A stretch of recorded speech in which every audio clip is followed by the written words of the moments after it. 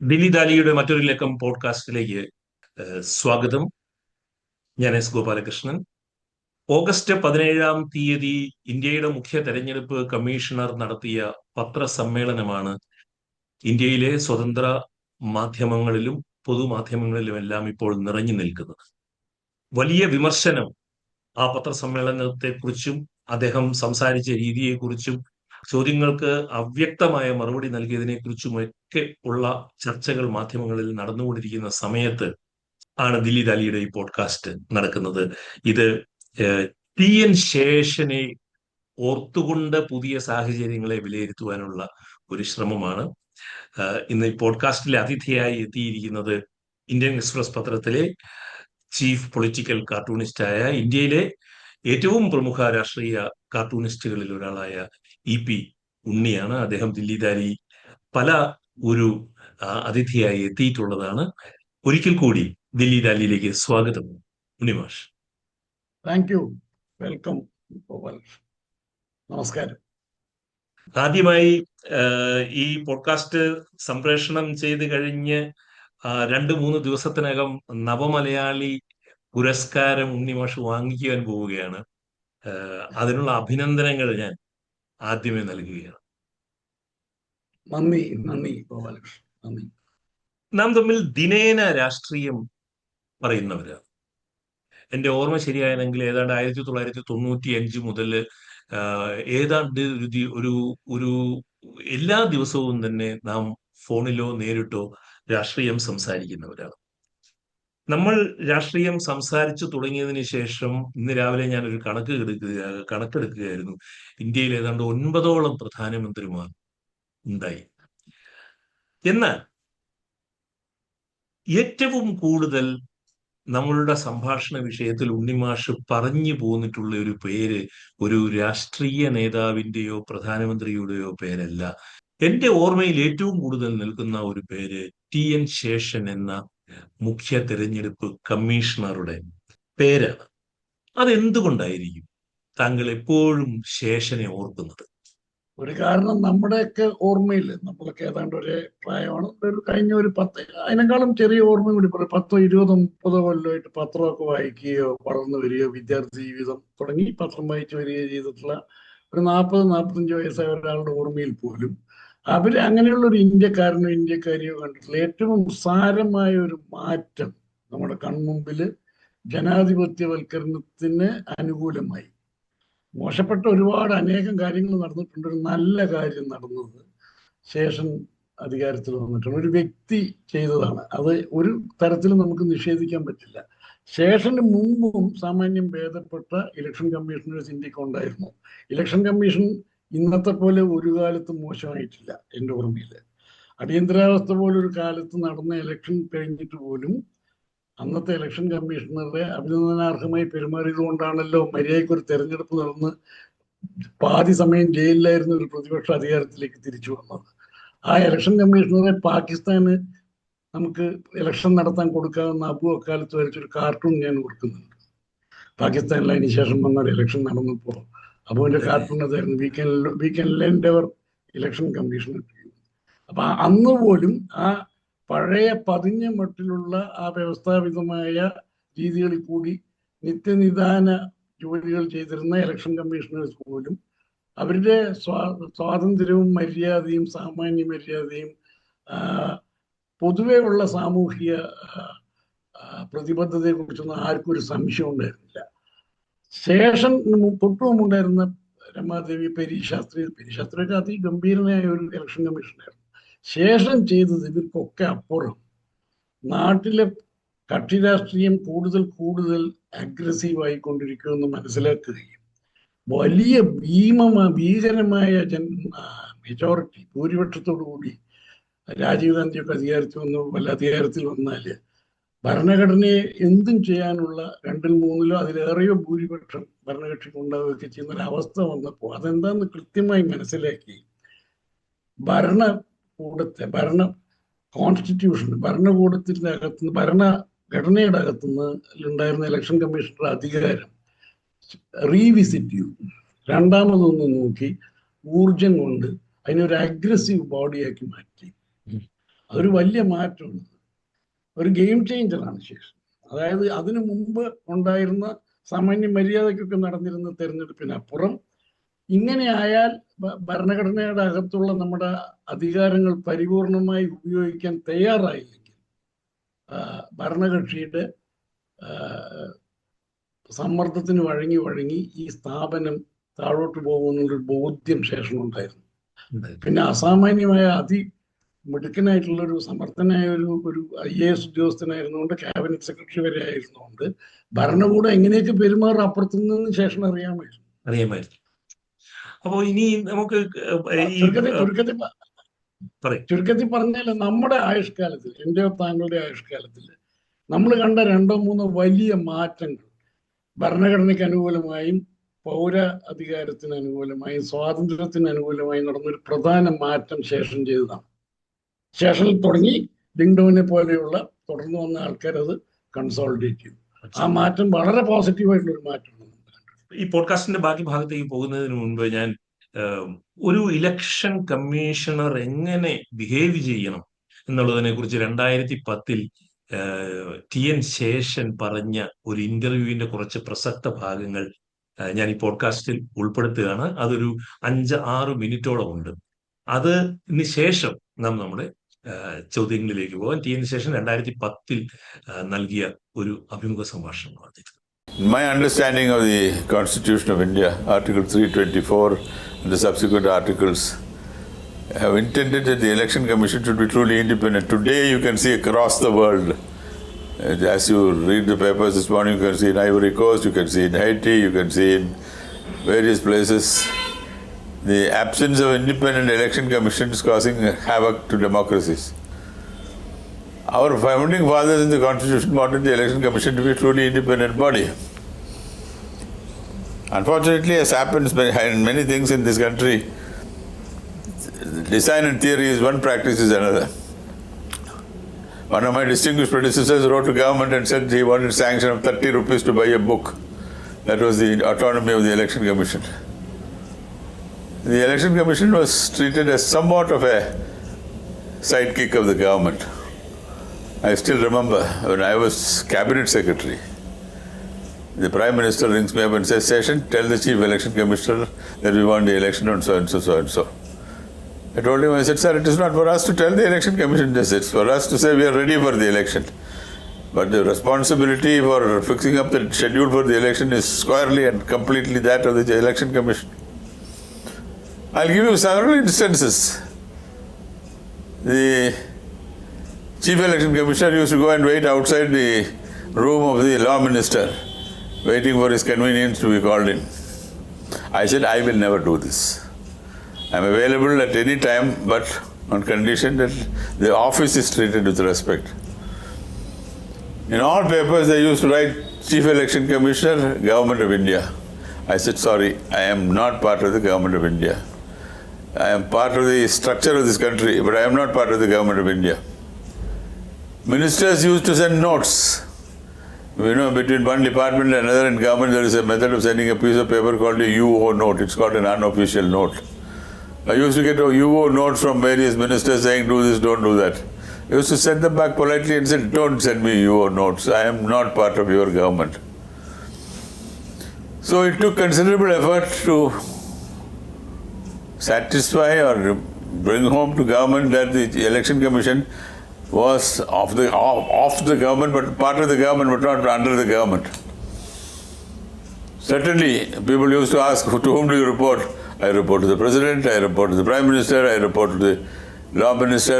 Similarly, I am subject, as Chief Election Commissioner is of course directly answerable to the President of India, but not in the sense of being a subordinate like the rest of the government is. So, establishing the independence of the Election Commission was one part of the whole story. TN Seshan പറഞ്ഞത് നമ്മൾ കേട്ടു. ഈ ഒരു വെളിച്ചത്തിലാണ് ഇനി എന്റെ അടുത്ത സംഭാഷണങ്ങളുള്ളത്. ഒന്ന്, ഈ രാജീവ് ഗാന്ധി പ്രധാനമന്ത്രി ആയിരുന്നപ്പോൾ ഇന്ത്യയുടെ ക്യാബിനറ്റ് സെക്രട്ടറി ആയിരുന്നു TN ശേഷൻ. അതിനുശേഷം എന്റെ ഓർമ്മ ശരിയാണെങ്കിൽ VP സിംഗിന്റെ കാലത്തും അദ്ദേഹം ക്യാബിനറ്റ് സെക്രട്ടറി ആയിരുന്നിരിക്കണം. പൊതുവെ ഒരു കോൺഗ്രസ്സുകാരൻ ആണ് എന്ന് പറയാവുന്ന ഒരു വ്യക്തിത്വവുമായിരുന്നു TN ശേഷന്റേത്. 10ാമത്തെ ഇന്ത്യയുടെ മുഖ്യ തെരഞ്ഞെടുപ്പ് കമ്മീഷണറായി അധികാരത്തിലേറുന്ന നിമിഷം വരെ. അതിനുശേഷം അദ്ദേഹം ഏറ്റവും കൂടുതൽ തലവേദന ഉണ്ടാക്കിയത് ഭരണകക്ഷിക്കാണ്, പ്രതിപക്ഷത്തിനല്ല. എന്നാൽ ഇന്ന് നാം കാണുന്ന ഉണ്ണിമാഷ് ഇപ്പൊ പറഞ്ഞു, ഇന്ത്യ കണ്ടിട്ടുള്ള ഏറ്റവും വേഴ്സ്റ്റ് ആയിട്ടുള്ള ഒരു തെരഞ്ഞെടുപ്പ് കമ്മീഷനാണ് എന്ന് സൂചിപ്പിച്ചിരുന്നു. ഇന്ന് കാണുന്ന തെരഞ്ഞെടുപ്പ് കമ്മീഷണർ ഏറ്റവും കൂടുതൽ അസൗകര്യങ്ങൾ ഉണ്ടാക്കുന്നത് പ്രതിപക്ഷ കക്ഷികൾക്കാണ്. ശേഷൻ അങ്ങനെ പ്രതിപക്ഷം ഭരണപക്ഷം എന്ന വ്യത്യാസം ഇല്ലാതെ ഒരു തെരഞ്ഞെടുപ്പ് കമ്മീഷണറായി നിന്നതുകൊണ്ട് ഏറ്റവും കൂടുതൽ അസൗകര്യം ഉണ്ടായത് സ്വാതന്ത്ര്യത്തിന് ശേഷം നീണ്ടകാലം അധികാരത്തിൽ നിന്നിരുന്ന കോൺഗ്രസ് പാർട്ടിക്കായിരുന്നില്ല.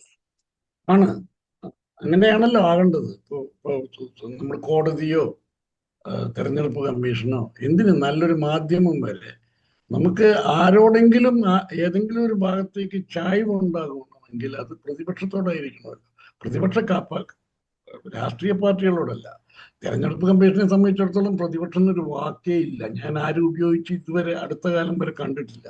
അവര് അംഗീകരിക്കുന്ന രാഷ്ട്രീയ കക്ഷി എന്നൊരു വാക്കാണ്. റെപ്രസെന്റേഷൻ ഓഫ് പീപ്പിൾസ് ആക്ടിൽ ആകപ്പാടുള്ളത് പാർട്ടി ഓർ പാർട്ടീസ് എന്നാണ്. തെരഞ്ഞെടുപ്പ് കമ്മീഷൻ അംഗീകരിക്കുന്ന ദേശീയ പാർട്ടികൾ, സംസ്ഥാനതല പാർട്ടികൾ, അവര് സിമ്പൽ അലോട്ട് ചെയ്യുന്ന അങ്ങനെയുള്ള കേസുകളൊക്കെ വരുമ്പോൾ നമ്മൾ ഈ ചർച്ചകളൊക്കെ കേൾക്കാറുണ്ട്. അവരുടെ കണ്ണിന്റെ മുമ്പിൽ ഭരിക്കുന്നവനും പ്രതിപക്ഷത്ത് നിൽക്കുന്നവനൊക്കെ വെറും രാഷ്ട്രീയ കക്ഷികളാണ്. പ്രതിപക്ഷം എന്നുള്ള വാക്ക് പോലും ഉപയോഗിക്കാറില്ല. ഇനിയിപ്പോ അങ്ങനെ ഇപ്പോ ഒരു അതിശക്തമായ ഒരു ഭരണകക്ഷി 10-15 കൊല്ലം ഭരിക്കുക, വലിയ ഭൂരിപക്ഷത്തോടൊക്കെ ഭരിക്കുമ്പോൾ സ്വാഭാവികമായും ഒരു തെരഞ്ഞെടുപ്പ് കമ്മീഷണർക്കോ ഒരു സുപ്രീം കോർട്ടിനോ ഒക്കെ എന്തെങ്കിലും ഒരു ഒരു ഒരു ഒരു ചായ്വ് ഉണ്ടാകേണ്ടത് പ്രതിപക്ഷ വീക്ഷണങ്ങളോടെങ്കിലും ആയിരിക്കണ്ടേ, കാഴ്ചപ്പാടുകളോടെങ്കിലും ആയിരിക്കും. കാരണം സത്യം ഏറ്റവും മറച്ചു വെക്കാൻ പറ്റുന്നതോ സത്യത്തെ അമർച്ച ചെയ്യാൻ പറ്റുന്നതോ ഭരണകക്ഷിക്കല്ലേ, അധികാരമുള്ളവർക്കല്ലേ. അധികാരം ഇല്ലാത്തവരോടുള്ള ഒരു ചായ്വ് ജനാധിപത്യത്തിൽ ഈ ഇത്തരം ഭരണഘടനാ സംവിധാനങ്ങൾക്കൊക്കെ വേണം. അതില്ല എന്ന് മാത്രമല്ല, അതിന്നൊക്കെ വളരെ വളരെ കീഴോട്ട് പോയി കഴിഞ്ഞു. ശേഷൻ ചെയ്ത് വളരെ വ്യക്തമായിട്ട് ചെയ്തതാണ്. ശേഷൻ ഉള്ള നിയമം, ശേഷനെ കുറിച്ച് പണ്ട് ശേഷന്റെ കൊടികാരുന്ന എൻ്റെ ഒരു അടുത്ത സുഹൃത്ത്, ശേഷന്റെ അതേ ബാച്ച്മേറ്റും വളരെ കാലം ശേഷന്റെ കൂടെ IAS ജോലി ചെയ്തിരുന്ന നമ്മുടെ ഒരു സുഹൃത്ത്, ഞാൻ പേരിപ്പോൾ പറയുന്നില്ല, ഞങ്ങളുടെ സീനിയറായിട്ട് ഇക്കണോമിക് ടൈംസിലും ടൈംസ് ഓഫ് ഇന്ത്യ ഗ്രൂപ്പിൽ അദ്ദേഹം കുറച്ചു കാലം ഉണ്ടായിരുന്നു. അദ്ദേഹത്തിനോട് ഞങ്ങൾ ചോദിക്കും, ശേഷൻ താങ്കൾ ചോദിച്ച അതേ ചോദ്യം തന്നെ, എല്ലാ കാലത്തും ഭരിക്കുന്ന മന്ത്രിയോട് പരിപൂർണ ലോയൽറ്റി, പരിപൂർണമായിട്ടും അവർ പറഞ്ഞത് മര്യാദയ്ക്ക് പറഞ്ഞ മാനം മര്യാദയ്ക്ക് ചെയ്യാവുന്ന കാര്യങ്ങളൊക്കെ ചെയ്തു നിന്ന ഒരാളാണ്. അങ്ങനെ ഒരു റബലായിട്ടൊന്നും ഇമേജ് ഒന്നുമില്ല. അതിമിടുക്കനാണ്, സമർത്ഥനാണ്, വളരെ അഗ്രസീവ്, അൽസേഷൻ എന്നൊക്കെ പേരുള്ള ആളാണ്. അങ്ങനെയൊക്കെ ഉള്ളൂ, കാര്യങ്ങൾ നടത്താൻ മിടുക്കനാണ്. അങ്ങനെ ഒരാൾ പെട്ടെന്ന് തെരഞ്ഞെടുപ്പ് കമ്മീഷണറായപ്പോ എങ്ങനെയാണ് ഇങ്ങനെ സർവതന്ത്ര സ്വതന്ത്രനായെന്ന് പറഞ്ഞപ്പോ നമ്മുടെ ശേഷന്റെ ബാച്ച്മേറ്റ് ആയിരുന്നു അദ്ദേഹം എന്നോട് പറഞ്ഞത്, അദ്ദേഹത്തിന് എല്ലായ്പ്പോഴും തൻ്റെ മുകളിലുള്ള ഒരാളോട് പരിപൂർണമായ പ്രതിബദ്ധതയാണ്. ഇപ്പൊ മുകളിൽ ആളില്ല, അതിന് പകരം ഭരണഘടനയാണ്. ഭരണഘടനയോട് പരിപൂർണ്ണ ഇതാണ്. ഇനി ഒരു തെരഞ്ഞെടുപ്പ് കമ്മീഷണർ ഒരു രാഷ്ട്രീയക്കാരന്റെ ഭാഷയിൽ സംസാരിക്കുന്നത് നാം കേട്ടത് ഈ രാജ്യത്തിന്റെ 79ാം സ്വാതന്ത്ര്യ ദിനമായിരുന്ന കഴിഞ്ഞ ഓഗസ്റ്റ് 15 2 ദിവസങ്ങൾക്ക് ശേഷം താൻ ശക്തിമാനും നീതിമാനും ധൈര്യശാലിയുമാണെന്ന മട്ടിൽ അദ്ദേഹം സംസാരിക്കുമ്പോഴും TN ശേഷൻ അനുഭവിച്ചിരുന്ന സ്വക്ഷേത്ര ബലം, സ്വാതന്ത്ര്യം ജ്ഞാനേഷ് കുമാർ അനുഭവിക്കുന്നില്ല എന്നെനിക്ക് തോന്നി. എന്താണ് അതിനെക്കുറിച്ച് അഭിപ്രായം? അത് വളരെ വ്യക്തമാണ്. ഇപ്പൊ നമ്മളിപ്പോ എല്ലാവരും ഉപയോഗിക്കുന്ന ഒരു പദം ഉപയോഗിച്ചാൽ ശരീരഭാഷ എന്നൊക്കെ പറയാം. അത്രയൊന്നും പറഞ്ഞില്ലെങ്കിൽ പോലും വർത്തമാനം പറയുന്ന രീതിയിൽ പ്രതിപക്ഷ കക്ഷി നേതാവിനോട് അദ്ദേഹം ഉന്നയിക്കുന്ന കാര്യങ്ങളോട് പ്രതികരിക്കാതെ അദ്ദേഹം പറഞ്ഞ സാധനങ്ങൾ തെറ്റാണെങ്കിൽ നിങ്ങൾ ക്ഷമാപണം നടത്തണമെന്ന് പറയുന്നതിൽ എന്ത് അർത്ഥമുള്ളത്? ഇപ്പൊ ഒരു സാധാരണ ഉദ്യോഗസ്ഥൻ എന്നുള്ള നിലയ്ക്ക് ഇത്രയും കാലം IAS ഇരുന്ന ഒരാൾ തൻ്റെ മുമ്പിൽ പല പരാതികളുമായിട്ട് ആൾക്കാർ വരും. ചില പരാതികൾ ശരിയായിരിക്കും, ചില പരാതികൾ തെറ്റായിരിക്കും, ചിലത് അറിയാതെ വേണ്ടത്ര വിവരമില്ലാതെ എഴുതി കൊടുക്കുന്ന പരാതി ഉണ്ടാവും. ഏതെങ്കിലും ഒരു സാധാരണ ആൾ, ഞാനോ നിങ്ങളോ ഒരു ജില്ലാ കളക്ടർക്ക് ഒരു പരാതി എഴുതി, അതിന്റെ അടിസ്ഥാനരഹിതമായി പോയി ആ പരാതി എന്ന് വിചാരിക്കുക. അതിന് നമ്മൾ ക്ഷമാപണം പറയണം ആളോട്. ഇങ്ങനെ ഒരു സാധാരണ ഒരു റുട്ടീൻ അഡ്മിനിസ്ട്രേഷനിൽ പോലും ഒരു പൗരനോട് ഒരു അധികാരി ചോദിക്കാൻ പാടില്ലാത്ത കാര്യമാണ് തെരഞ്ഞെടുപ്പ് കമ്മീഷൻ ഒരു പ്രതിപക്ഷ നേതാവിനോട് ചോദിക്കുന്നത്. അതിനൊരു അടിസ്ഥാനപരമായ സാമാന്യ ബുദ്ധിക്ക് പോലും നിരക്കാത്ത കാര്യങ്ങളാണ് അയാൾ ചെയ്തുകൊണ്ടിരിക്കുന്നത്. ഇങ്ങനെ ഒരാൾ ഇലക്ഷൻ കമ്മീഷണറായിട്ടിരുന്ന ഇവിടെ എന്ത് നീതി ഇലക്ഷൻ നിർവഹണത്തിന് നടക്കുമെന്ന് എനിക്കറിയില്ല. പിന്നെ ഈ സത്യം ഇങ്ങേരുടെ ഭാഗത്താണെങ്കിൽ ഇങ്ങേരെന്തിനാണ് ഇങ്ങനെ കുപിതനാകുന്നത്? അത് തന്നെ ആ ആ അദ്ദേഹത്തിന്റെ ഈ ഭരണഘടന എനിക്ക് ഉണ്ണിമാഷ ഒരുപക്ഷെ ഏറ്റവും കൂടുതൽ കാർട്ടൂണിൽ വ്യക്തികളെ മാറ്റി നിർത്തി കഴിഞ്ഞാൽ, രാഷ്ട്രീയ നേതാക്കന്മാരെ മാറ്റി നിർത്തി കഴിഞ്ഞാൽ, താങ്കളുടെ പൊളിറ്റിക്കൽ കാർട്ടൂണുകളിൽ ഏറ്റവും കൂടുതൽ പരാമർശിക്കപ്പെട്ടിട്ടുള്ള രണ്ട് കാര്യങ്ങൾ, ഒന്ന് ഇന്ത്യൻ ഭരണഘടനയും രണ്ട് ഇന്ത്യൻ പാർലമെന്റുമാണെന്ന് ഞാൻ ശ്രദ്ധിച്ചിട്ടുണ്ട്. പാർലമെന്റ് അതിന്റെ രൂപത്തിൽ ഏറ്റവും കൂടുതൽ ആ കാർട്ടൂണുകളിൽ വന്നുകൊണ്ടിരിക്കുകയും കോൺസ്റ്റിറ്റ്യൂഷൻ പലപ്പോഴും ഏറ്റവും പ്രധാനപ്പെട്ട പ്രമേയമായി വരികയും ചെയ്യുന്നു എന്നുള്ളത് ഞാൻ ശ്രദ്ധിച്ചിട്ടുണ്ട്, പ്രത്യേകിച്ച് കഴിഞ്ഞ ഒരു 5 കൊല്ലക്കാലമായി. ഈ ഭരണഘടനാപരമായ ഒരു അധികാരം അനുഭവിക്കുന്ന ടി.എൻ. ശേഷൻ തെളിയിച്ച് കാണിച്ച ഒരു കസേരയിൽ ഇരിക്കുന്ന ഇന്നത്തെ തെരഞ്ഞെടുപ്പ് കമ്മീഷണർ ഇങ്ങനെ പെരുമാറാനുള്ള പ്രധാനപ്പെട്ട ഒരു കാരണം, ശേഷന് മുൻപും ശേഷന് ശേഷവുമുള്ള തെരഞ്ഞെടുപ്പ് കമ്മീഷണർമാരുടെ സീറ്റുകൾ വ്യത്യാസമുണ്ട്. ശേഷന് മുൻപുള്ള തെരഞ്ഞെടുപ്പ് കമ്മീഷണർമാർ ഒരുപക്ഷെ അന്നത്തെ കോൺഗ്രസ് ഗവൺമെന്റിന്റെ ആജ്ഞാനുസാരികളായിട്ട് പ്രവർത്തിച്ചിട്ടുണ്ടോ, ഇതുപോലെ പ്രവർത്തിച്ചിട്ടുണ്ടോ എന്ന് പറയാൻ പറ്റില്ലെങ്കിലും പ്രവർത്തിച്ചിട്ടുണ്ടായിരിക്കണം. പക്ഷെ ടി.എൻ. ശേഷൻ എന്ന് പറയുന്ന ഒരു വാട്ടർ ഷെഡ് മൂമെന്റ് എന്നൊക്കെ പറയാവുന്ന പോലെ ഒരു പ്രത്യേക മൂമെന്റിന് ശേഷം വരുന്ന ഒരാൾ എന്നുള്ള രീതിയിൽ ഇദ്ദേഹം ഇങ്ങനെ ആയിപ്പോയതിന്റെ പ്രധാനപ്പെട്ട കാരണം തെരഞ്ഞെടുപ്പ് കമ്മീഷണറെ തെരഞ്ഞെടുക്കുന്ന പ്രൊസീജിയറിൽ വന്ന വലിയ മാറ്റമല്ലേ? പ്രധാനമന്ത്രി തെരഞ്ഞെടുക്കുന്ന ഒരു മന്ത്രിയും പ്രതിപക്ഷ നേതാവും. ആ തെരഞ്ഞെടുത്ത മന്ത്രി അമിത്ഷാ ആയി മാറുകയും ചെയ്ത സമയത്ത് നരേന്ദ്രമോദിയും അമിത്ഷായും പ്രതിപക്ഷ നേതാവും കൂടെ തെരഞ്ഞെടുത്ത ഒരു തെരഞ്ഞെടുപ്പ് കമ്മീഷണർ. അപ്പോൾ ഭരണഘടനാപരമായ ആ കസേരയെ ദുർബലമാക്കിയത് ആ തെരഞ്ഞെടുപ്പല്ലേ എന്ന് എനിക്ക് തോന്നാറുണ്ട്. അത് വാസ്തവമാണ്, പരിപൂർണമായിട്ടും വാസ്തവം. ഇങ്ങനെയാണല്ലോ ഇത് ഒരു ഒരു ഒരു ആരോഗ്യകരമായിട്ട് നീങ്ങുന്ന ഒരു വ്യവസ്ഥിതിയെ അട്ടിമറിക്കണമെങ്കിൽ ചെയ്യാവുന്ന ഏറ്റവും നല്ല ഒരു കാര്യം ഇതല്ലേ. അവിടെ ആ തസ്തികകളിലേക്ക് നിയമിക്കുന്ന ആൾക്കാർ ഒരല്പം പ്രശ്നക്കാരായി മാറിക്കഴിഞ്ഞാൽ കർമ്മം ശരിക്കും നിർവഹിക്കപ്പെടുകയില്ലല്ലോ. അതൊക്കെ ആയിരിക്കാം കാരണം എന്തോ ആയിരിക്കും. ഞാൻ പറയുന്ന അതിനേക്കാൾ അടിസ്ഥാനപരമായ പ്രശ്നം ശേഷന് ശേഷം ലിംഗോ തുടർന്ന് അങ്ങനെ ഉണ്ടാക്കിയെടുത്ത ഒരു പുതിയ വ്യവസ്ഥ, അത് വേണ്ടത്ര വ്യവസ്ഥാപിതമായില്ല. അങ്ങനെ ആക്കാൻ നമുക്കൊരു സിസ്റ്റമിക് ആയിട്ട് എന്തുകൊണ്ട് കഴിഞ്ഞില്ല എന്നുള്ളതിന് ചോദ്യം കൂടിയുണ്ട്. അതിനുവേണ്ടി നിയമനിർമ്മാണങ്ങളുടെ ആവശ്യമുണ്ടായിരുന്ന പുതിയ നിയമനിർമ്മാണങ്ങളുടെ RTI പോലെയൊക്കെ നമുക്ക് ജനാധിപത്യത്തിന് അനുകൂലമായിട്ട് നിയമനിർമ്മാണം നടത്തുക, ജനാധിപത്യത്തെ ശക്തിപ്പെടുത്താൻ നിയമനിർമ്മാണം നടത്തുക. അങ്ങനെ ഒരു കാര്യത്തിൽ പാർലമെന്റിലോ പ്രതിപക്ഷത്തിൽ എത്രയോ ആൾക്കാരില്ലേ? ഇപ്പൊ ശേഷന്റെ കാലത്തിനും മോദിയുടെ കാലത്തും ഇടയ്ക്ക് ഒരുപാട് ഏതാണ്ട് എല്ലാ രാഷ്ട്രീയ പാർട്ടികളും നമ്മുടെ പാർലമെന്റിൽ അധികാരത്തിലെത്തി, അധികാരം ഷെയർ ചെയ്യുകയെങ്കിലും ചെയ്തു, പങ്കുവയ്പ്പിക്കുകയെങ്കിലും ചെയ്തു. ഇവരാരും ഇതിനെക്കുറിച്ച് ആലോചിക്കാത്തത്. ഇങ്ങനെ ഒരു കീഴോട്ട് പോകാനുള്ള ഒരു സാധ്യത തടയിടണമെങ്കിൽ നിയമപരമായി തടയിടാനുള്ള വല്ല സാധ്യതകളുണ്ടോ? അതിനുവേണ്ടി നമ്മൾ എന്തെങ്കിലും പുതിയ നിയമം ഉണ്ടാക്കണോ? ശേഷം 1-2 നിയമങ്ങൾ നരസിംഹറാവിനോട് ആവശ്യപ്പെട്ടിരുന്നു, നരസിംഹറാവ് സമ്മതിച്ചില്ല. അതാ പറഞ്ഞു, ശേഷം അതുവരെ നിലവിലുണ്ടായിരുന്ന നിയമങ്ങളെ ശരിക്കും ഇംപ്ലിമെന്റ് ചെയ്തിട്ട് മാത്രമാണ് ഈ അധികാരം അതിൻ്റെ അകത്ത് എക്സ്ട്രാക്ട് ചെയ്തത്. അതൊരു വലിയ മിടുക്കുള്ളവരൊക്കെ ചെയ്യാൻ പറ്റുള്ളൂ, ഉൾക്കാഴ്ചക്കുള്ളവരൊക്കെ ചെയ്യാൻ പറ്റുള്ളൂ. ഒരു പുതിയ നിയമം ശേഷന് അനുകൂലമായിട്ട് കിട്ടിയിട്ടില്ല, പുതുതായിട്ടുണ്ടായിട്ടില്ല. ആ അവസ്ഥയിൽ തന്നെയാണ് ഇപ്പോഴും തുടരുന്നത്. ഇപ്പൊ ഇത് സ്ഥിതി ശേഷന് പുറകേലുള്ള മുമ്പ് കാലത്തുണ്ടായിരുന്ന സാമാന്യ മര്യാദയുടെയും കീഴെ പോയി. അതാണ് ഞാൻ പറയുന്നത്. ശേഷനൊരു മാനദണ്ഡമേ അല്ല ഇപ്പോഴത്തെ ചർച്ചയ്ക്ക്. അത് അദ്ദേഹത്തോട് ചെയ്യുന്ന ഒരു അനീതിയായിരിക്കും. അവിടെ നിന്നൊക്കെ എത്രയോ താഴെ പോയി. ടി.എൻ. ശേഷൻ മരിച്ചപ്പോൾ ചെയ്ത ഒരു വളരെ ശ്രദ്ധിക്കപ്പെട്ടിരുന്ന ഒരു കാർട്ടൂൺ ഉണ്ട് അദ്ദേഹത്തിന് ആദരാഞ്ജലി അർപ്പിച്ചുകൊണ്ട്.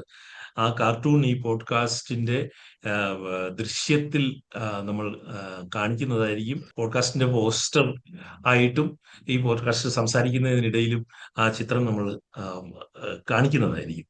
ഇനി ഇന്നത്തെ ഈ വർത്തമാനകാല സാഹചര്യത്തിലേക്ക് വന്നിട്ട് എനിക്ക് സംസാരിക്കാനുള്ളത്, ഇപ്പൊ ഇലക്ഷൻ കമ്മീഷന്റെ മേൽനോട്ടത്തിൽ നടക്കാതെ പോയ ഒരു പ്രധാനപ്പെട്ട തെരഞ്ഞെടുപ്പ് കഴിഞ്ഞ ദിവസം ഡൽഹിയിൽ നടന്നു. അത് കോൺസ്റ്റിറ്റ്യൂഷൻ ക്ലബിലേക്ക് നടന്ന തെരഞ്ഞെടുപ്പാണ്. ആ തെരഞ്ഞെടുപ്പ് ഇലക്ഷൻ കമ്മീഷന്റെ മേൽനോട്ടത്തിലല്ല നടന്നത്. ആ തെരഞ്ഞെടുപ്പിൽ അമിത് ഷായുടെ സ്ഥാനാർത്ഥി തോറ്റു എന്നൊരു തമാശ ഉണ്ട്. അമിത് ഷായുടെ സ്ഥാനാർത്ഥി തോൽക്കണമെങ്കിൽ തെരഞ്ഞെടുപ്പ് കമ്മീഷൻ ഇല്ലാതിരിക്കണം എന്നുള്ള ഒരു അവസ്ഥ ഉണ്ടോ എന്നുള്ളതാണ് എന്റെ ചോദ്യം. ഞാൻ ഈ കോൺസ്റ്റിറ്റ്യൂഷൻ ക്ലബിലേക്ക് നടന്ന തെരഞ്ഞെടുപ്പിനെയാണ് ഉദ്ദേശിക്കുന്നത്. അത് അങ്ങനെ ഒരു ക്ലബിൽ തന്നെ വേണോ നടക്കാനെന്നും കൂടി ആലോചിക്കണം. രസമുണ്ട്. അപ്പോ അത് ഒരു തമാശയല്ല. ഇതർത്ഥം ഇപ്പൊ നമ്മളെ ഭരിക്കുന്ന ആൾക്കാർ അത്ര സർവ്വസമ്മതരല്ല അവരുടെ പാർട്ടിക്കാരുടെ ഇടയ്ക്കും കൂടി എന്നുള്ള കാര്യം നമ്മൾ ഓർക്കണം. വിപ്പില്ലാത്ത ഇലക്ഷനല്ലേ. അതെ, അല്ല, ബി.ജെ.പിയുടെ നേതാവായിട്ടുള്ള രാജീവ് പ്രതാപ് റൂഡിയാണ് ബി.ജെ.പിയുടെ ഒഫീഷ്യൽ കാൻഡിഡേറ്റ് എന്ന് പറയപ്പെടുന്ന സ്ഥാനാർത്ഥിയെ പരാജയപ്പെടുത്തിയത്. അപ്പൊ അതിന്റെ അർത്ഥം ഈ ഒരു തെരഞ്ഞെടുപ്പ് കമ്മീഷനെ, ഇപ്പൊ ശേഷനെ പോലെ ഒരാളാണ് തെരഞ്ഞെടുപ്പ് കമ്മീഷനിൽ എന്ന് വിചാരിക്കും. ഇങ്ങനത്തെ ഒരു കാലത്ത് അതീവ സമ്മർദ്ദത്തിന് വശംവദനായിട്ട് അദ്ദേഹത്തിന് ഒന്നും ചെയ്യാൻ പറ്റാത്ത ഒരവസ്ഥയായിരുന്നു നമുക്ക് അനുമാനിക്കാം. അങ്ങനെയാണെങ്കിൽ ഇങ്ങനൊരു അവസരം കണ്ടാലും ശേഷം തിരിച്ചടിക്കും. അപ്പൊ നമ്മളുടെ മുകളിൽ സമ്മർദ്ദം ചെലുത്തുന്നവർ അത്ര വലിയ ഒരു അപ്രമാദിത്വമുള്ളവരൊന്നും അല്ല എന്ന് മനസ്സിലാക്കിയിട്ട് ആ അധികാരം തിരിച്ചുപയോഗിക്കണം. ശേഷന്റെ ഏറ്റവും വലിയ കഴിവ്, ശേഷൻ എ പവർ പേഴ്സണാലിറ്റി, അധികാരത്തിന്റെ രീതിശാസ്ത്രം ശരിക്കും അറിയാവുന്ന ഒരാളായിരുന്നു. അത് ഉപയോഗിക്കേണ്ടതുപോലെ ഉപയോഗിച്ചു. ഇപ്പൊ നമ്മൾ കാണണം മിക്കവാറുമുള്ള ആൾക്കാരെ, ബ്യൂറോക്രസിയിലായിക്കോട്ടെ പോലീസിലൊക്കെ ആയിക്കോട്ടെ, അവര് പദവിയാണ് കാക്ഷിക്കുന്നത്, അധികാരമല്ല. അവര് പല പദവികളിലേക്ക് ഇങ്ങനെ പോയിക്കൊണ്ടിരിക്കും, അവിടെ ചെന്നിരിക്കും, അതിന്റെ പ്രിവിലേജസ് ഒക്കെ അനുഭവിക്കാന്നല്ലാതെ they are not actually power personalities. വളരെ വളരെ പ്രധാനപ്പെട്ട പേഴ്സണാലിറ്റീസ് അല്ല അവര്. ഇപ്പോഴത്തെ നമ്മുടെ ഈ കരിയർ പോളിറ്റീഷ്യൻസ്, കരിയർ ബ്യൂറോക്രാറ്റ്സ് ഒന്നും പ്രൊഫഷണൽസ് അല്ല വേണ്ടത്ര. അപ്പൊ പ്രൊഫഷണൽ ആയിട്ടുള്ള പവർ, ഇരിക്കുന്ന പൊസിഷനിൽ നിന്ന് കിട്ടുന്ന പവർ അല്ല അവർ. നമ്മളെപ്പോഴും പഠിച്ചത് അധികാരം ഒരു ചീത്ത കാര്യമാണെന്ന് നമ്മളിങ്ങനെ പറഞ്ഞ് സ്വയം മനസ്സിലാക്കിയിട്ടുണ്ട്. മലയാളിക്ക് കമ്പോളം മോശമാണ്, അധികാരം മോശമാണ്, അധികാരത്തിന് അതീതമായി എന്നൊക്കെ പറയും. അധികാരം കൊടുക്കുന്ന ഒരാൾ അധികാരത്തിൽ ഏറ്റുന്നതാണ് ഒരു പൗരന്റെ ധർമ്മം. വോട്ട് ചെയ്തിട്ട് അവിടെ അധികാരം ഉപയോഗിക്കുന്നതാണ് അധികാരം ഉപയോഗിക്കുന്നതിന്റെ ധർമ്മം. അപ്പൊ അധികാരം അല്ലല്ലോ ഉപയോഗിക്കുന്നത്. അധികാരത്തിന് വരെ പദവിയിൽ നിന്ന് കിട്ടുന്ന കുറെ പ്രിവിലേജസ്, ഫ്യൂഡൽ സൊസൈറ്റി ബിഹേവ് ചെയ്യുന്ന പോലെയാണ് പദവിയിലിരിക്കുന്ന ആൾക്കാർ ബിഹേവ് ചെയ്യുന്നത്. ആ പദവിയിൽ ഇരുന്നിട്ട് കിട്ടുന്ന ചില പ്രിവിലേജസ് ആണ് അവർ ഉപയോഗിക്കുന്നത്. അത് ഇയാളതല്ല. ഇവരൊക്കെ പഴയ സ്കൂളിൽ നിന്ന് വന്ന ആൾക്കാർ, അവർക്ക് കിട്ടിയ അധികാരം ഉപയോഗിക്കാൻ അറിയാം. അപ്പൊ അങ്ങനെ ആരൊക്കെ സ്വന്തം നിലയ്ക്കൊക്കെ അധികാരം ഉപയോഗിച്ചിട്ടാണ് റൂഡി ജയിച്ചത്. അതാണ് ഈ വളരെ പ്രധാനപ്പെട്ട ഒരു പോയിന്റാണ് ഉണ്ണിമാഷ് പറഞ്ഞത്. അതായത് ഈ അധികാരം ഇദ്ദേഹത്തിന്റെ ഇപ്പോഴത്തെ മുഖ്യ തെരഞ്ഞെടുപ്പ് കമ്മീഷണർ പത്രസമ്മേളനത്തിലും അദ്ദേഹത്തിന്റെ സമീപകാല പ്രവർത്തനങ്ങളിലും കാണിക്കുന്നത് അദ്ദേഹം ആ പവർ പേഴ്സണാലിറ്റിയുടെ ഒരു സ്വഭാവം അല്ല അദ്ദേഹം കാണിക്കുന്നത് എന്നുള്ളതാണ്. വേറൊരു കാര്യം എനിക്ക് ചോദിക്കാനുള്ളത്, ഈ SIR എന്ന് പറയുന്ന ഈ ബീഹാറിൽ ഇപ്പോൾ നടത്തിക്കൊണ്ടിരിക്കുന്ന ഈ പ്രക്രിയ, ഇത് ആരെങ്കിലും ആവശ്യപ്പെട്ടിട്ടുള്ളതാണ്? കേന്ദ്ര ഗവൺമെന്റ് ആവശ്യപ്പെട്ടില്ല, പ്രതിപക്ഷ കക്ഷികൾ ആവശ്യപ്പെട്ടില്ല, ഇലക്ഷൻ കമ്മീഷൻ സ്വമേധയാ എടുത്ത തീരുമാനമാണോ ഇത്? അത് പ്രത്യേകിച്ച് ഈ വലിയ മഴക്കാലത്ത് ബീഹാർ തെരഞ്ഞെടുപ്പ് അരികിൽ വന്നിരിക്കുന്ന ഒരു സമയത്ത് എന്താണ് ഈ ഉണ്ണിമാഷ് എങ്ങനെയാണ് ഇതിനെ കാണുന്നത്? എന്തായിരുന്നു ഈ SIRന്റെ ഒരു അടിയന്തര ആവശ്യം?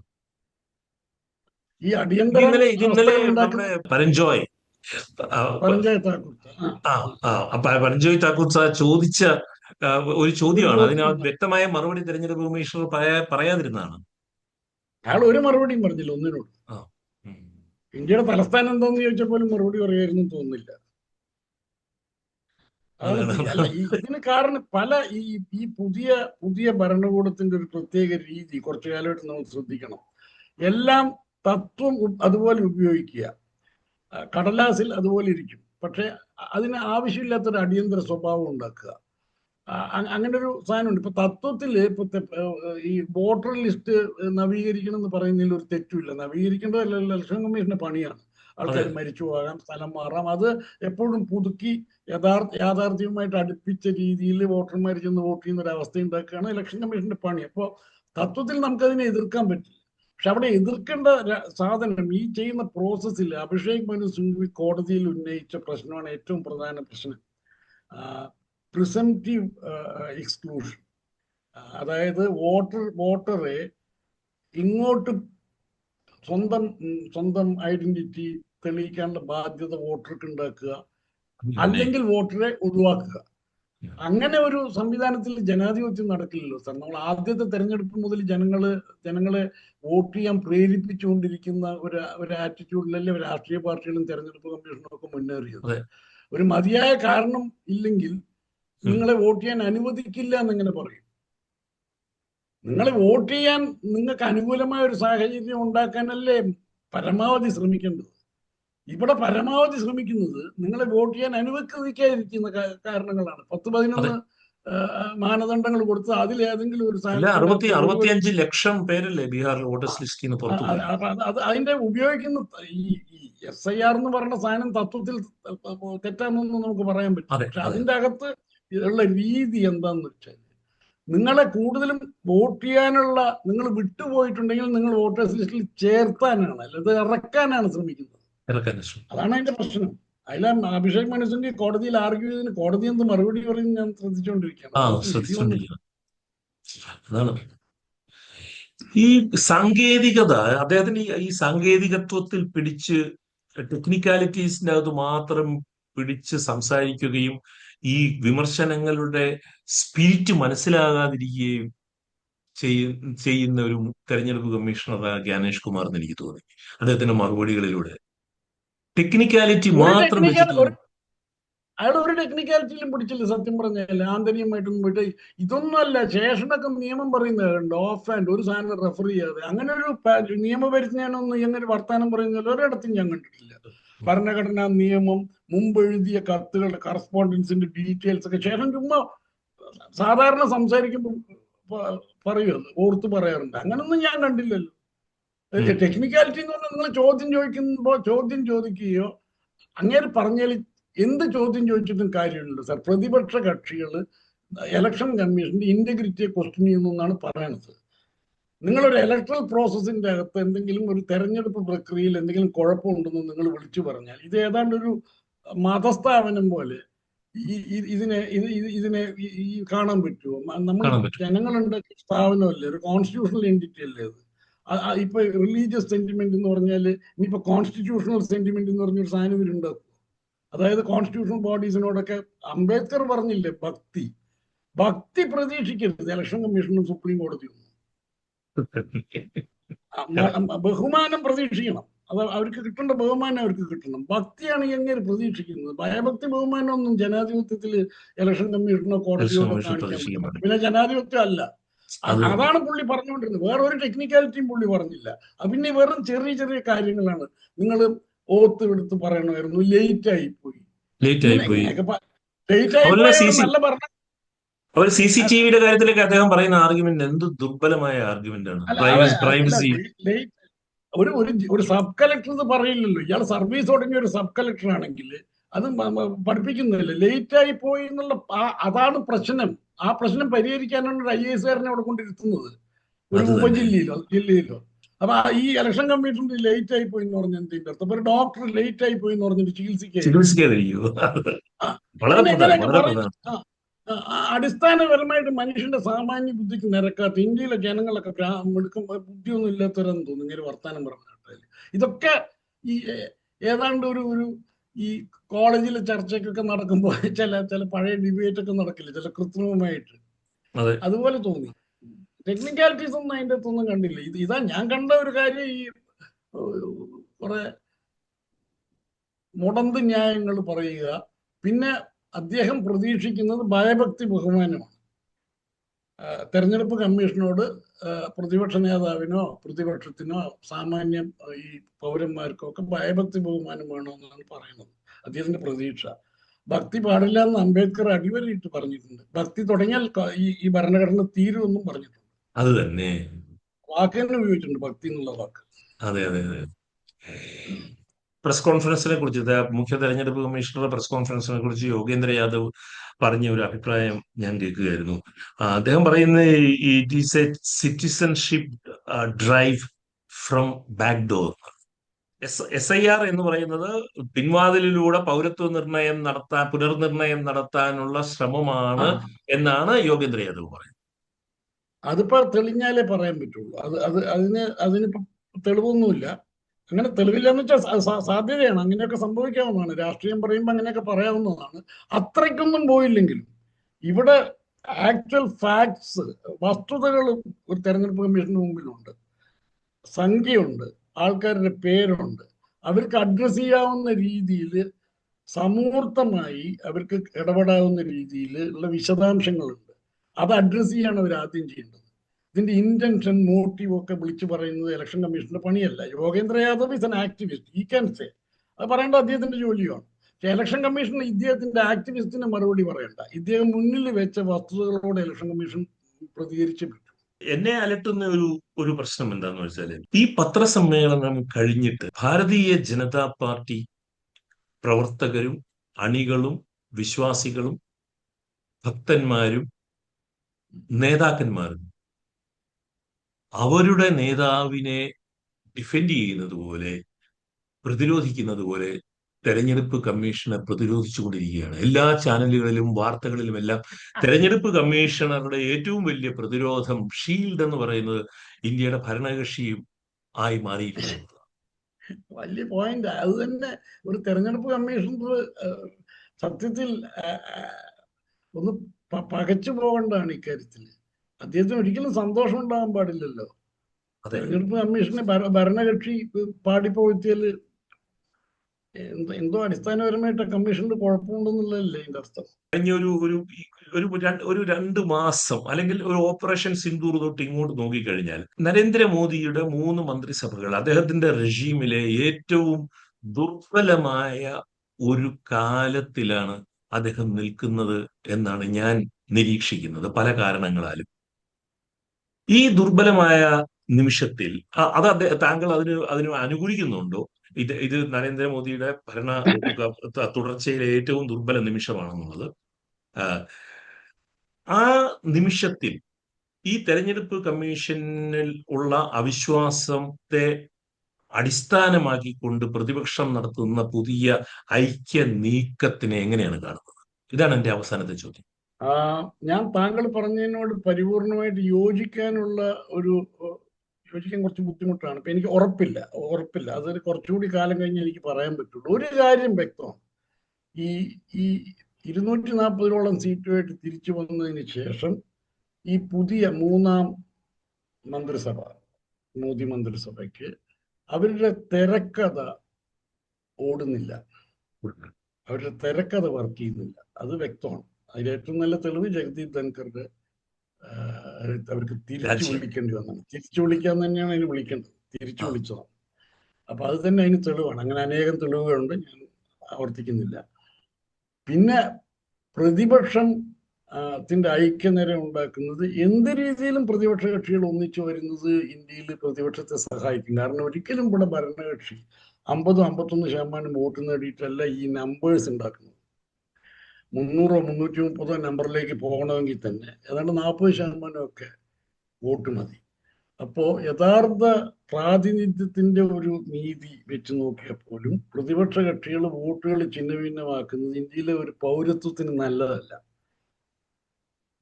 ഇന്ത്യയിലെ പൗരന് നല്ലത് പ്രതിപക്ഷ കക്ഷികൾ എന്തെങ്കിലും ധാരണയിൽ എപ്പോഴും എത്തുന്നതാണ്.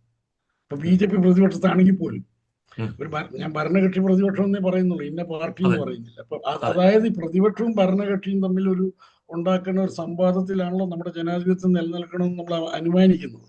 ഉണ്ണിവാസനെ പോലെ ഒരു കാർട്ടൂണിസ്റ്റ് തെരഞ്ഞെടുപ്പ് കമ്മീഷണർ ആകണമെന്ന് എനിക്ക് തോന്നിപ്പോവുക. ഞങ്ങള് കുറച്ചുകൂടിയൊക്കെ ബയസ്ഡാണ്. ഞങ്ങൾ ബയസ് പുറത്ത് കാണിക്കുകയും ചെയ്യുമല്ലോ, പക്കം പിടിക്കുന്ന ആൾക്കാർ. അതെ അതെ ഞങ്ങൾക്ക് പറ്റില്ല. പക്ഷെ അത് ഞാൻ പറഞ്ഞു വന്നത്, ആരായിരുന്നാലും ആര് ഭരിക്കുകയാണെങ്കിലും ഇന്ത്യയിൽ പ്രതിപക്ഷം ഒന്നിച്ചു നിൽക്കുന്നത് ഇന്ത്യയുടെ ജനാധിപത്യത്തിന് നല്ലതാണ്. ഇന്ത്യയിലെ ഈ കോൺസ്റ്റിറ്റ്യൂഷണൽ ബോഡീസിനൊക്കെ, സുപ്രീം കോടതിക്കോ കോടതികൾക്കോ തെരഞ്ഞെടുപ്പ് കമ്മീഷനോ ഒക്കെ അങ്ങനെ ഒരു ഇക്കോ സിസ്റ്റം, അത് നേരിട്ട് ബാധിക്കുമെന്ന് ഞാൻ പറയില്ല, അങ്ങനെ ഒരു ഇക്കോ സിസ്റ്റത്തിൽ നിലനിൽക്കുമ്പോഴാണ് അവരൊക്കെ കുറച്ചുകൂടി സ്വതന്ത്രമായിട്ട് അവരുടെ കാര്യം ചെയ്തുകൊണ്ടിരുന്നത്. അത് നല്ലതാണ് പൊതുവെ. ആ നിലയ്ക്ക് പോലും അത് നല്ലതാണ് പ്രതിപക്ഷത്തിന്റെ ഐക്യം. പക്ഷെ ഇതിന്റെ ഒറ്റ കാരണം ഒരു ഏക അജണ്ടയും വെച്ചുകൊണ്ട് ഒരു പ്രതിപക്ഷ ഐക്യനിര ഉണ്ടാക്കുന്നത് ഇനി രാഹുൽ ഗാന്ധിയെ പോലെ ഒരു നേതാവിന് അത്ര നല്ല കാര്യമല്ല. അങ്ങനെ ഇതിലും വിശാലമായ ഒരു ഫെഡറൽ അജണ്ട മുന്നോട്ട് വെക്കണം എന്നാലേ ആ പ്രതിപക്ഷത്തിന് ഉറപ്പുണ്ടാവും.